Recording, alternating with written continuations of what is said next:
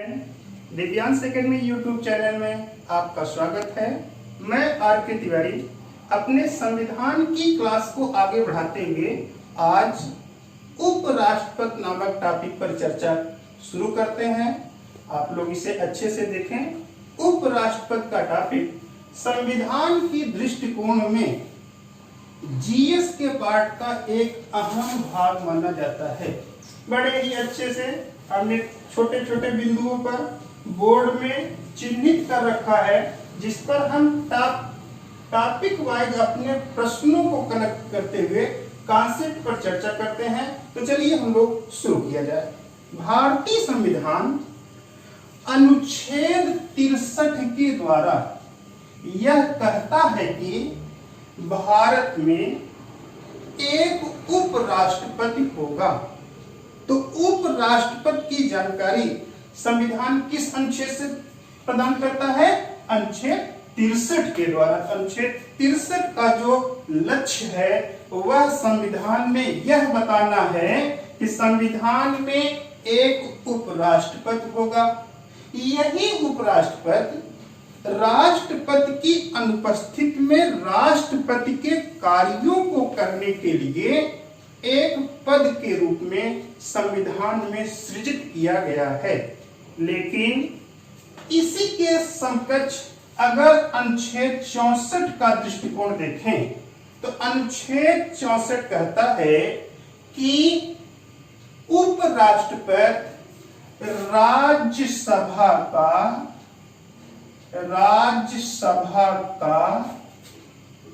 पदेन सभापति होगा। तो राज्यसभा का सभापति भारत का उपराष्ट्रपति होता है। यह जानकारी किस अनुच्छेद से हमें प्राप्त हो रही है? अनुच्छेद 64 से। तो पहले बिंदुओं से हमने दो बातें एग्जाम को ध्यान में रखते हुए क्लियर कर लिया कि एक अनुच्छेद 63 है और एक अनुच्छेद 64 है। दोनों में दो बातें महत्वपूर्ण इस उपराष्ट्रपति के संदर्भ में शुरू होती हैं।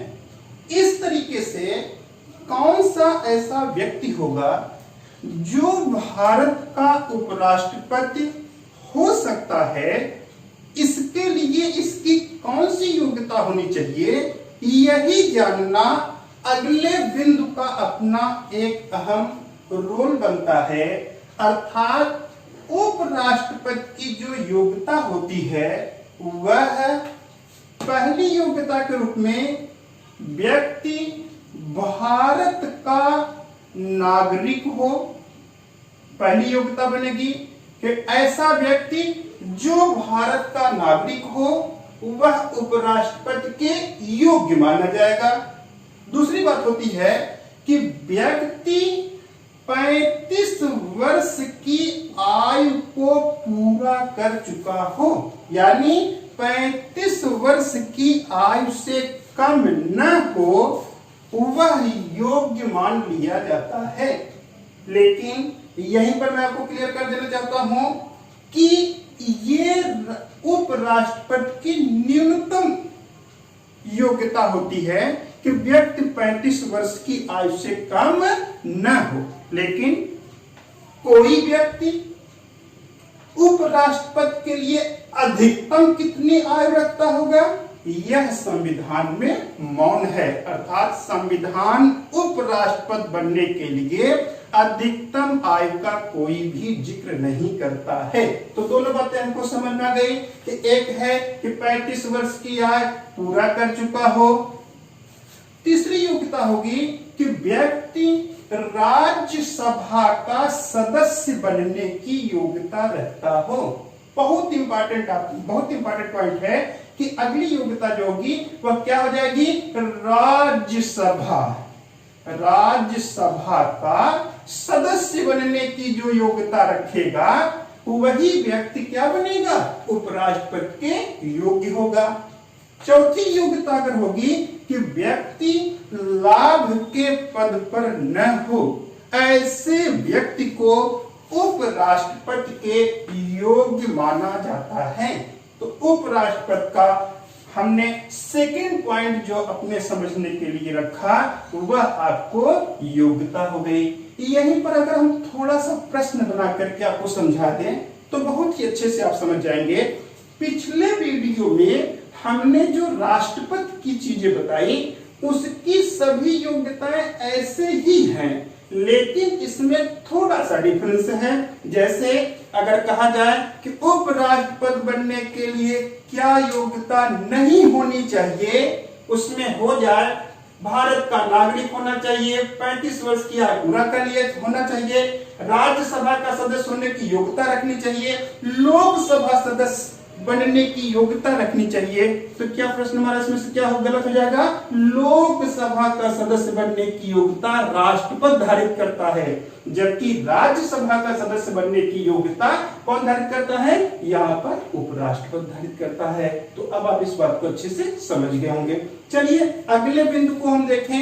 अगला बिंदु कहता है कि जब कोई व्यक्ति योग्य होता है तो ऐसे योग्यताधारी व्यक्ति के लिए निर्वाचन किया जाता है।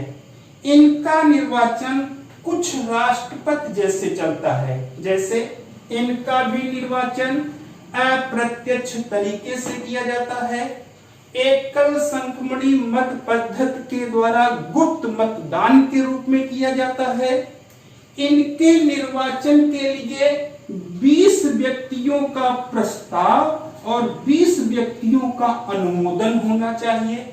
जैसा कि हमने बताया था कि राष्ट्रपति में 50 व्यक्तियों का प्रस्ताव यानी 50 प्रस्तावक होने चाहिए और 50 क्या होने चाहिए? अनुमोदक होने चाहिए। लेकिन यहाँ पर 20 व्यक्तियों को प्रस्तावक और 20 व्यक्तियों को अनुमोदक बना दिया गया है, यानी 20 व्यक्ति प्रस्तावक होंगे और 20 व्यक्ति यहाँ अनुमोदन के रूप में रहेंगे।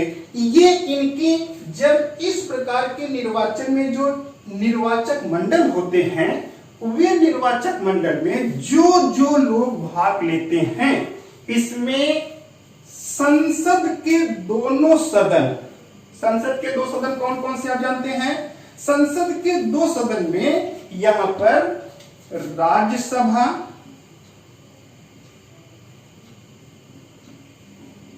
और लोकसभा। ये राज्यसभा लोकसभा ये संसद के 2 अंग हैं। तो संसद के दोनों सदनों के सभी सदस्य इसमें भाग लेते हैं। तो कितने सदस्य लेंगे? सभी सदस्य के मतलब क्या होता है? निर्वाचित प्लस मनोनीत। जबकि राष्ट्रपति के निर्वाचन में यही डिफरेंस था कि सभी सदस्य भाग नहीं लेते थे। इसमें जो सदस्य मनोनीत होते थे वे सदस्य राष्ट्रपति के निर्वाचन में भाग नहीं लेते थे। तो अब हम बात को एकदम से स्पष्ट कर दें कि उपराष्ट्रपति के निर्वाचन में राज्यसभा के दोनों सदन यानी सभी सदन के सभी सदस्य निर्वाचित प्लस मनोनीत दोनों भाग लेते हैं। यहाँ पर राज्य की विधानसभाएं व केंद्र शासित प्रदेश की विधानसभाएं भाग नहीं लेती हैं। तो बहुत अच्छे से क्लियर हो गया होगा। यहाँ पर दोनों सदनों के सभी सदस्य भाग लेंगे, राज्य विधानसभाओं का कोई रोल नहीं के निर्वाचन में होगा। जैसे ही व्यक्ति निर्वाचित हो जाता है वैसे ही ऐसे निर्वाचित व्यक्ति के लिए शपथ की बात आती है और इनका शपथ जो होता है वह राष्ट्रपति के द्वारा होता है। तो बातें आपको क्लियर हो जानी चाहिए कि उपराष्ट्रपति को शपथ कौन दिलाता है? भारत का राष्ट्रपति दिलाता है। तो राष्ट्रपति उपराष्ट्रपति को शपथ दिलाता है। जब यह उपराष्ट्रपति शपथ ग्रहण कर लेता है, इस शपथ ग्रहण की तिथि से इसका जो कार्यकाल होता है वह कार्यकाल 5 वर्ष के लिए होता है। अर्थात उपराष्ट्रपति का कार्यकाल 5 वर्ष का होता है। यह उपराष्ट्रपति अपने 5 वर्ष के बाद पुनः निर्वाचित हो सकता है, लेकिन यह कितनी बार निर्वाचित हो सकता है? 1 बार, 2 बार, 3 बार, 10 बार? संविधान इस पर मौन है। तो ध्यान रखिएगा, उपराष्ट्रपति का कार्यकाल 5 वर्ष का होता है, लेकिन 5 वर्ष बीत जाने के बाद भी यह पुनः निर्वाचित हो सकता है। यह कितनी बार निर्वाचित हो सकता है? संविधान इस पर मौन है। इस तरीके से अब जब राष्ट्रपति का कार्यकाल 5 वर्ष का हो गया, तो जब उपराष्ट्रपति का कार्यकाल 5 वर्ष का हो गया, तो यह उपराष्ट्रपति समय रहते हुए अपने पद से पदमुक्त हो सकता है। यानी अगर चाहे तो 5 वर्ष के अंदर अपने पद से हट सकता है, तो इसके लिए इसे त्याग पत्र देना होता है। अर्थात उपराष्ट्रपति स्वेच्छापूर्वक अपना त्याग पत्र राष्ट्रपति को देकर अपने पद से पदमुक्त हो सकता है। लेकिन यदि पद पर रहते हुए पद का दुरुपयोग करता है, संविधान का अतिक्रमण करता है, तब ऐसी स्थिति में क्या होगा? ऐसी स्थिति में क्या राष्ट्रपति के तरीके महाभियोग की प्रक्रिया लगा दी जाएगी? नहीं, महाभियोग की प्रक्रिया उपराष्ट्रपति के ऊपर नहीं चलाई जाती है, बल्कि इसका जो सेकेंड पॉइंट होगा वह ये होगा कि यदि संविधान का अतिक्रमण करता है तो इसके खिलाफ संसद में सबसे पहले राज्यसभा में इसका प्रस्ताव लाया जाएगा। यह प्रस्ताव लोकसभा में जाएगा। लोकसभा अपने पूरे सदस्यों के 2/3 बहुमत से पारित कर देती है, तो इसको इसके पद से हट जाना होगा। लेकिन यह सारी प्रक्रिया करने के लिए उपराष्ट्रपति को 14 दिन की पूर्व सूचना देनी होगी। अगर 14 दिन के अंदर उपराष्ट्रपति अपने बचाव पक्ष को कर लेता है, तब तो वह अपने पद पर बना रहेगा। यदि बचाव पक्ष नहीं कर पाता है, तो अपने पद से क्या हो जाएगा? हट जाएगा। इस तरीके से यह उपराष्ट्रपति, जिसे राज्यसभा का पदेन सभापति कहा जाता है, इसको वर्तमान समय में 4 लाख रुपए प्रति माह के हिसाब से वेतन प्रदान किया जाता है। यानी इसका वेतन कितना हो जाएगा? 4 लाख रुपए। और कैसा होगा? सालाना नहीं, प्रति माह, यानी हर माह में यह 4 लाख रुपए पाएगा। यही प्रश्न बनता है कि ये जो 4 लाख की धनराशि पाता है, इस धनराशि को उपराष्ट्रपति के नाम से ग्रहण करता है?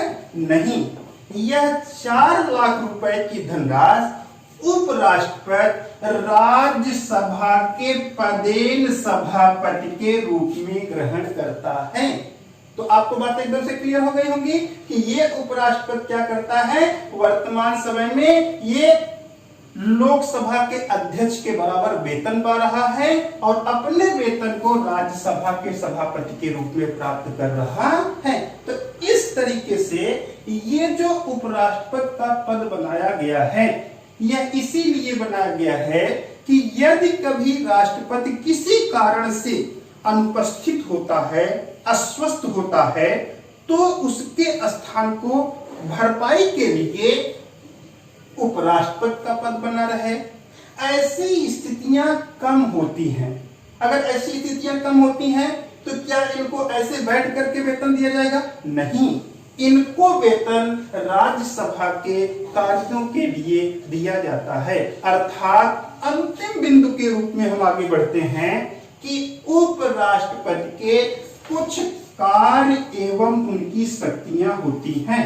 तो उपराष्ट्रपति के 2 कार्य होते हैं।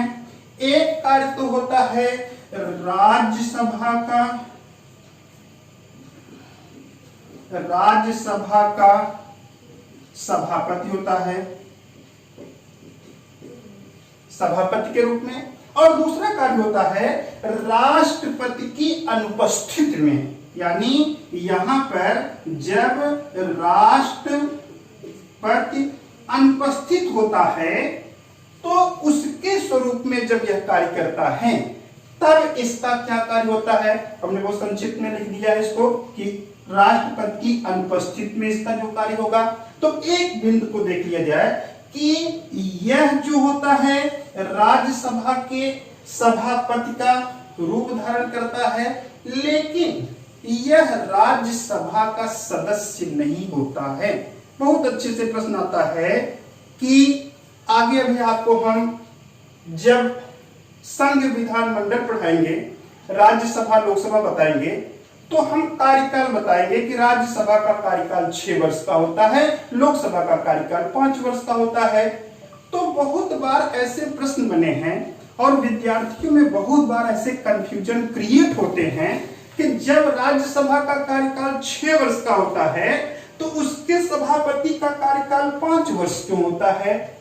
मित्रों, आपको स्पष्ट कर देना चाहता हूं, इसलिए होता है कि यह राज्यसभा का सभापति राज्यसभा का सदस्य नहीं होता है, लेकिन वह सभापतित्व का कार्य करता है, अर्थात अपने संपूर्ण कार्यों में पूर्ण दृष्टिकोण उसका राज्यसभा के सभापति के रूप में ही होता है।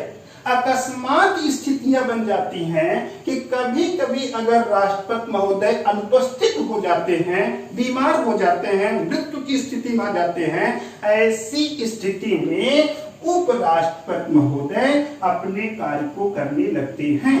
लेकिन ध्यान रखिएगा, जब उपराष्ट्रपति राष्ट्रपति के रूप में कार्य करते हैं तो इनका जो कार्य पीरियड होता है वह 6 माह के लिए होता है, अर्थात 6 माह के अंदर चुनाव आयोग चुनाव करके नए राष्ट्रपति का निर्वाचन करे।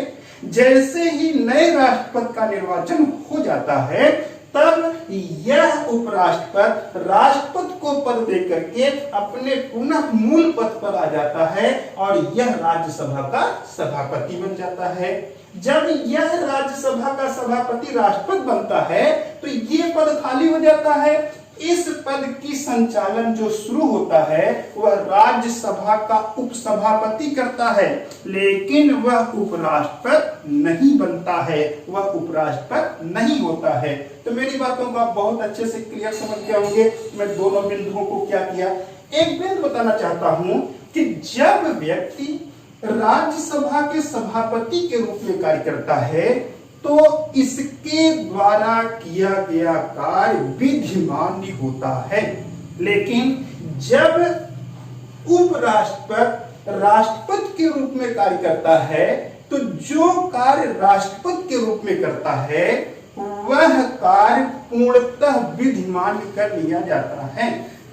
कभी कभी बहुत सारे प्रश्न ऐसे बनते हैं, बहुत सारे कमेंट आपके ऐसे आते हैं कि सर जब उपराष्ट्रपति राष्ट्रपति के रूप में बनेगा तो वेतन कितना पाएगा।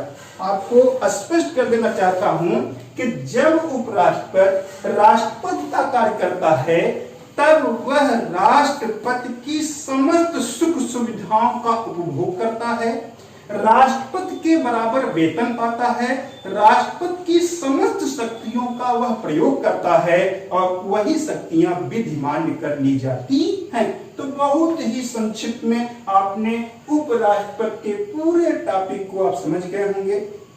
हम यहाँ पर अपने टेलीग्राम चैनल पर जो कि प्रतिदिन टॉपिक लेक्चर के बाद टेलीग्राम चैनल दिव्यांश एकेडमी के रूप में जो चलता है उसमें ऑब्जेक्टिव तरीके के प्रश्नों को हम डालते हैं जिससे आपको सुविधा बन जाए। क्योंकि बहुत सारे प्रश्न को यहाँ उतार नहीं सकते हैं, समस्त प्रश्नों को प्रयास करते हैं कि बोर्ड पे ही कम से कम समय में पहुंचाया जाए आप तक। तो ये सारी सुविधाएं होती हैं। इसी के साथ आप लोग दिव्यांश एकेडमी परिवार से हमेशा जुड़े रहें। आप लाइक इसे करें, सब्सक्राइब करें और ज्यादा से ज्यादा आप इसे शेयर करें। आशा विश्वास करता हूं। इसी के साथ धन्यवाद।